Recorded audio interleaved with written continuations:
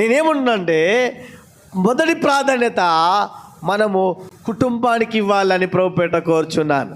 అందుకోసమే నోహవు ఒక మాదిరికరమైన తండ్రిగా ఎందుకు మారాడు అంటే ఆయన కుటుంబానికి ప్రాధాన్యత ఇచ్చాడు. ఈ లోకము నశించిపోతుంది, ఈ లోకము పాడైపోతుంది, ఈ లోకము నష్టాల్లో ఉంది, ఈ లోకము కష్టాల్లో ఉంది, ఈ లోకము అపవిత్రమైన కార్యాల్లో ఉంది, ఈ లోకము ఎప్పుడో ఒక రోజు నాశనం కాబోతుంది.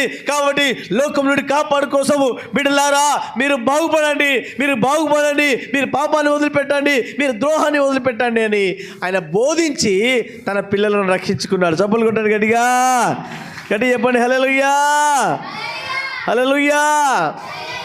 అది మొదటి కార్యం ఆయన చేసింది. రెండోది జనులందరికీ చెప్తున్నాడు, అయ్యా లోకం నశించిపోతుంది, లోకం నాశనం కాబోతున్నది, లోకము పాపంలో ఉన్నది. ఓ నోహవు